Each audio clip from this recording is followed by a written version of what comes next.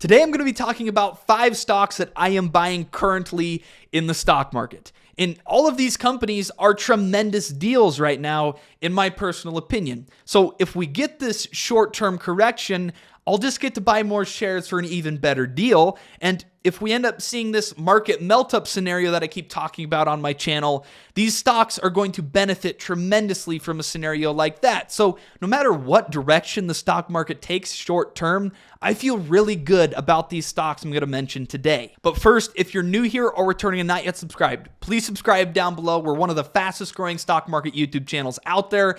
Thanks to you guys watching this video. I have an amazing community. I'm so blessed and I'm eternally grateful for every single one of you. Now, next, I just released my Q2 investing playbook to my paid monthly members. If you want to join my membership and get access to that video as well as a bunch of other perks like my buy and sell alerts and price target spreadsheets, you can join the membership by hitting the join button right next to the subscribe button or hitting my Patreon link in the pinned comment. Without further ado, let me know down in the comment section below what stocks you are buying currently. I love seeing all the new faces pop into the channel, and I'm always open to researching new companies. So with that, let's go ahead and get into this. Stock number 1 is a Rex Finance special. No other YouTuber is talking about this company except me. And in the past, if you followed my channel for a long time, I'm kind of notorious for finding companies that nobody knows about that are tremendous deals in the stock market. And a lot of them are cheap companies and they're undervalued, and they're also high growth companies. So it represents a unique value proposition when investing. You're investing in a growth and a value investment. We've had great success with these sorts of stock picks in the past, and I'm expecting Flux Power to live up to that same expectation. I made this video on my YouTube channel at the end of 2023. It's titled The Number 1 Cheap Stock to Buy for 2024. It has 20,000 views, and this video was about Flux Power. Since I made that video, it's safe to say you guys really liked this stock pick, because after I made that video, the stock price rocketed 64%, which I honestly don't like very much. But since I made that video, Flux Power is up 21%, and I think this is still just a tremendous buying opportunity for this company. First, I want you to note that this is just a $69 million company. This is a very small company, but I believe the fair value for the stock is actually around $20 per share. My paid monthly members get access to that price target spreadsheet, so after you join, you can see how my numbers work to a $20 fair value for Flux Power stock. But let's really look at this. Flux Power is powering the transition to sustainable lithium-ion battery technology. Sounds like a bunch of buzzwords, right? Well, unlike a lot of other battery manufacturing companies, Flux Power has been around for a long time, and they're actually not chasing the electric vehicle market. What they do is they provide lithium-ion batteries to the material handling sector. So think forklifts and lift trucks, as well as warehouse robotics and airport ground support equipment, which is becoming a bigger and bigger revenue stream for the company. They also sell some of their batteries to Beam Global for some of their electric vehicle charging stations for the energy to be stored in the battery, of course. So they're in a lot of different stuff, but this is not just a startup company. This is a very well-established company with some of the best customers in the world. On the screen here, you'll see a select list of their customers. This includes Frito-Lay, Pepsi, Costco, Walmart, Caterpillar, as well as Nissan and Subaru, FedEx, US Foods, Beam Global, Delta Airlines, Air Canada, and United Airlines. It's absolutely incredible, this company's customer list. And you know what? Over the past year, Flux Power has been able to raise their prices on these customers. There are very few companies out there that exist that have pricing power on Fortune 50 companies. And this is a $69 million company is all. If the stock stays at its current price, the company is going to be doing more in revenues this year than the entire market cap of their company. And I know you can't just look at revenues and sales and say, hey, that's undervalued. But this company is also profitable. I've been tracking and following along with this management team for years now, and everything they do is with an emphasis on gross margin expansion and increasing profitability of the overall company. This year in 2024, Flux Power is going to be profitable. In fact, they reported positive adjusted EBITDA for the first time in the most recent quarter. And this company's customers aren't just signing a one-time purchase order. These are companies that are seeking long-term relationships with Flux Power. And we can see this on another screen, but Flux's order backlog increased to $30.1 million as of the end of 2023, reflecting record new orders of $26.5 million. Flux Power quite simply has the best product on the market. Even compared to lead acid batteries, Flux Power's lithium ion batteries save customers on average 50% in costs. What Fortune 100 or 50 customer is going to say no to that? A 50% reduction in cost, $300,000 coming from battery savings, $500,000 coming from operating savings, $30,000 coming from energy savings, for a total of $800,000 in savings over a 5-year span. This is, again, a 50% reduction in overall costs compared to even lead acid batteries. And like I said, this isn't just a startup company. They show in their investor presentation the amount of battery packs they've shipped through the years and how this is on a parabolic rise. They've already shipped 22,000 battery packs throughout North America. And throughout North America is actually a key 3 words, because as of now, this company only sells their batteries within the United States. But these Fortune 100 and Fortune 50 customers actually want to help Flux Power go international, which is a whole other broad revenue stream that's going to be coming Flux Power's way. The company's CEO said in a recent interview that their goal right now is to double Flux, double the revenues of the company, which means by 2025, I think the company could be doing close to $140 million in revenue. And then he went on to discuss how the long-term goal is to 10x Flux. So from current revenues of $70 million, that would be $700 million of revenues and lots of net income for shareholders. His exact words were, "I don't know if we can get this 10x of the company done over the next 5 years, but it is the medium to long-term goal." And suffice it all to say, if the company can even come close to achieving that goal, the stock is no longer going to be valued at $69 million for much longer. This, in my opinion, is just another classic example of beating Wall Street and beating other retail investors into a great investment opportunity. I actually don't like making videos talking about Flux Power because I like to keep it on the down low. For the people that follow my channel the closest, you can see how, like I mentioned, after I made my first video on the company, the stock went up 64%. I'd rather that not happen so that I can buy as many shares as I can of this company, because I think it's one of my safer investments that I have in my portfolio. I don't think the company's business model is going to fade away tomorrow. This company is going to be here for a long time. I'll just show you one last slide here, and it shows you the company's revenues versus their gross margin percentage. And both of these figures are headed the right direction. I'm going to leave this one at that. I don't want to keep rambling about Flux Power for this whole video because I want to be cognizant of your time. The next company that I cannot get enough shares of right now is PayPal. And I know there's going to be people out there that say PayPal is a dead company, and that's just not true. The company is going to be growing their revenues at 8 to 12% according to the numbers I have. That is not a dying or dead company. And right now, the company, valued at $69.5 billion, is priced for 0% revenue growth. So if they come in with anything better than 0% revenue growth, it means that the stock is tremendously undervalued. At the beginning of the year, I made a video talking about PayPal stock. If you want to go watch that, click the eye in the top right-hand corner. Go watch that after this video. But since I posted that video, PayPal is actually up 10.5%. So we've already seen really good return with PayPal stock. According to PayPal's numbers that I expect them to report in 2024, I view the fair value of PayPal stock to be $120 per share.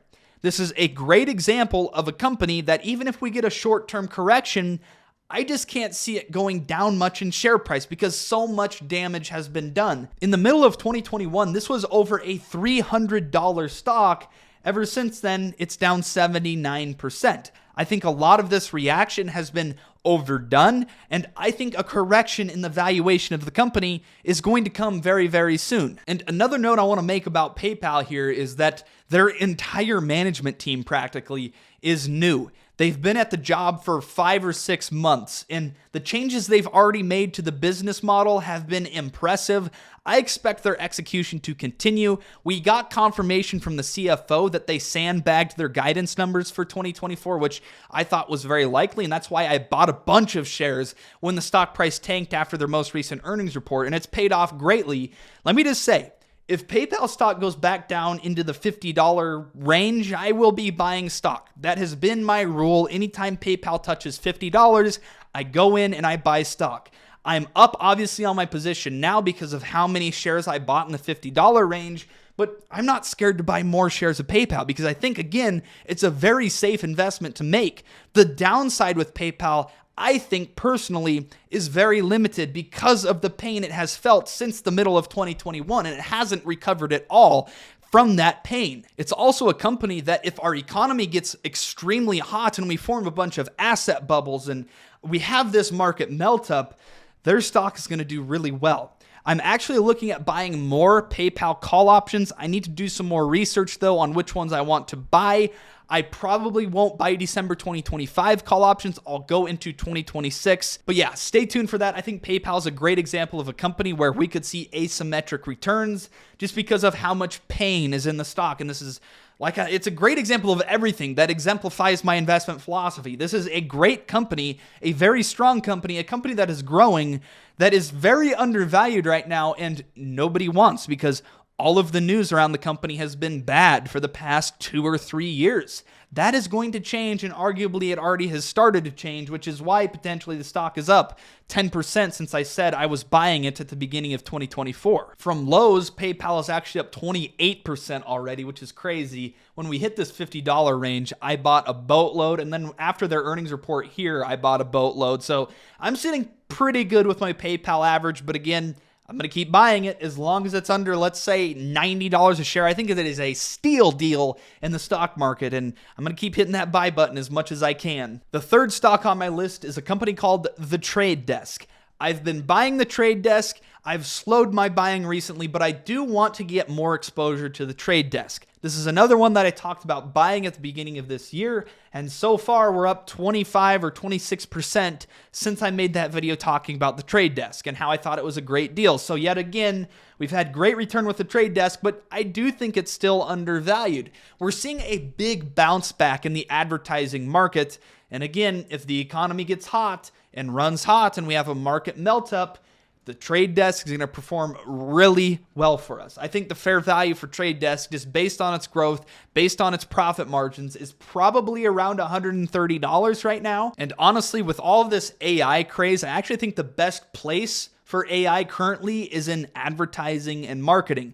I think that's where AI is going to find its foothold, its initial foothold. And I think The Trade Desk is very well positioned to take advantage of that. No, it has not been disrespected as much as PayPal has, but this still represents a great buying opportunity if you have a long-term time horizon. If you believe that long-term, the United States economy is going to perform well, The Trade Desk is going to be a great stock to own in your retirement portfolio. If advertising does well, The Trade Desk is going to do even better. But other than that, The Trade Desk is kind of a no-nonsense stock. There isn't a whole lot of news that comes out around Trade Desk, which is just fine. But maybe that's why it hasn't gotten near the publicity and popularity as other stocks have throughout this bull market. But yeah, The Trade Desk, although I haven't been buying as much recently, I want to keep buying. I want to keep adding to my position because I think it's a great, safe investment. Again, no matter if we get a short-term correction in the stock market or we get this melt up, I think both scenarios are a win-win for me. Number 4 is a really fun one. A lot of you might scoff or shake your head when you see this, but yes, I've been buying Tesla stock.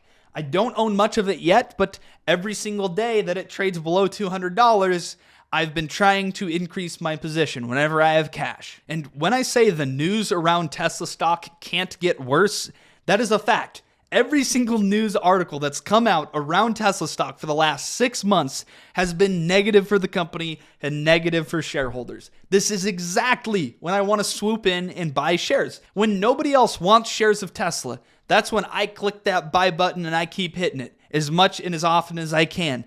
Nobody wants to own Tesla stock right now because all of the news is bad. Well, if we think about this from a different perspective, it's actually kind of a race to own Tesla stock if you're a contrarian investor like me, because there aren't very many bulls left to flip into the bearish camp with Tesla. Even the bulls will tell you that the next 6 to 12 months for Tesla investors might be pretty rough, and for the company especially, it might be pretty rough. In fact, I don't think I've heard anybody say that investing in Tesla is a good decision right now. I haven't heard anybody say that the next 6 months for the company is going to be a great 6 months. Everybody is bearish, and that's when I want to buy, because there are very few bulls to flip into the bearish camp, but there's a lot of bears to flip into the bullish camp once this negative news cycle flips back around and Tesla goes back on this bullish run. Tesla is not going anywhere. I promise you that. This company could become the most valuable company in the world over the next decade, and I want a piece of that. Anytime I get a discount, I want to buy more and more of this company because I think it's an opportunity that I don't want to risk missing out on. I'll just leave it at that. Today, the stock was down about 5% after sales plunged far more than expected, according to CNN, and it's true. Their sales for the quarter plunged much below estimations, and as a result, the stock fell 5%. It makes sense, but again, it's just another example. The news cycle right now is negative, negative, negative. Eventually, the company's going to flip.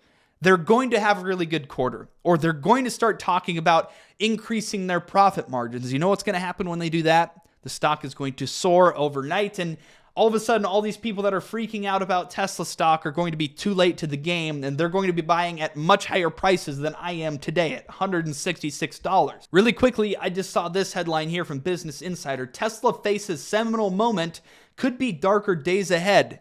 This was according to Dan Ives. If you don't know Dan Ives, he's pretty much a permabull, especially when it comes to Tesla stock. So even he is negative on the stock and on the company.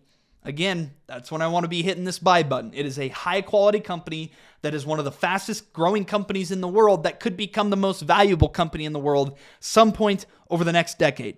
I want a piece of that. Lastly, we have Cipher Mining. This is actually the very first time I've talked about Cipher Mining on this YouTube channel. I made a Twitter post, or X post I guess it's called now, the other day talking about this, saying I might be adding Cipher as my first and only diversification away from CleanSpark. Cipher Mining is another Bitcoin mining company. If we see a market melt up, the Bitcoin mining stocks are going to blow some faces off when it comes to their performance. These will be the best performing stocks in the entire market. And even if we do get a market correction, chances are I'm buying into two really high quality companies if Bitcoin continues to succeed for a bigger discount. Today, Cipher was down 12%, and if this continues, I will be pushing the buy button. I have not yet bought Cipher Mining, but it is probably number 2 or 3 on my list of stocks that I want to buy. I said, I believe these two names complement each other perfectly and create a well-rounded exposure to Bitcoin. I'm still in the due diligence process, but here are my initial thoughts. If you've followed my channel in the past, you would know that I talk about time and again how execution and efficiency matter in this space. That is what you're investing in when you invest in Bitcoin mining companies. You're investing in a management team and trusting them with your capital to invest your capital to get you a return. These are very young companies. This is a very young industry. It's a very volatile industry, so you have to have a management team that has their heads screwed on straight. In my opinion, Cipher and CleanSpark have the best execution and efficiency, just in different ways, out of anybody in this Bitcoin mining space. If it was up to me, I hope that these companies do some sort of merger or acquisition to create a true juggernaut, just to form a juggernaut in the space. The Bitcoin mining space is a lot like farming. If you guys aren't familiar, I come from a farm family. The big get bigger when it comes to farming, and the small get squashed. It's really unfortunate, but it's just the way things are, and the Bitcoin mining space is very similar. The reason I like Cipher Mining is because they came in with the cheapest weighted average electricity costs per Bitcoin, which ended up being around $8,700. So to put this another way, they are spending $8,700 in electricity to own an asset that is valued at $65,000. There are very few opportunities in the stock market, or very few companies in the stock market, that have that sort of ROI on their business model. This cheap power is an advantage that only Cipher Mining has, and shows you that they'd likely be one of the last standing Bitcoin miners if things somehow turn for the worse with Bitcoin. And this is possible. There is no guarantee that the price of Bitcoin is going to keep going up from here. I personally believe it will, but there's no guarantee. And if it doesn't, there's going to be many players in this space that go bankrupt. Cypher Mining is probably the last one in the space that would go bankrupt because their margins are so good. And remember, Bitcoin mining is designed in a way so that it is always profitable to do. Otherwise, we wouldn't have Bitcoin because the Bitcoin network wouldn't be secure because we wouldn't have enough computers securing the blockchain, which is what Bitcoin miners do. The Bitcoin they receive is just the reward they get for securing the blockchain. The only problem that Cypher Mining has is expansion. They've never been the biggest company in this space, but they have pretty big expansion goals. The reason I think CleanSpark and Cypher mesh so well is not only because of their execution and efficiencies, but because CleanSpark has an abundance of mining rigs and a lack of infrastructure. Cypher Mining is the opposite. They have the infrastructure, or they're building the infrastructure, which will be ready in 2025, but they're lacking the mining rig. And for the most part, their mining fleet has consisted of older generation miners. CleanSpark has the newest generation miners, so you can quickly see how these strengths of each respective company just fit and mold together so well. So again, I hope some sort of M&A happens between the two, but I think by owning both of these, that is the only diversification I feel I need in the Bitcoin mining space. I think it gives me a well-rounded exposure to the space. So with that, I'm going to end this video here. Don't forget to comment down below a stock that you're buying currently in the stock market, and don't forget to join the membership if you want access to that Q2 investing playbook, as well as all those other perks and value I provide for you. You can do so by hitting the join button located right next to the subscribe button, or you can hit the Patreon link in the pinned comment. But with that, I hope you have a great rest of your day. Stay blessed. Keep 10 toes to the ground and your chin up. Peace out.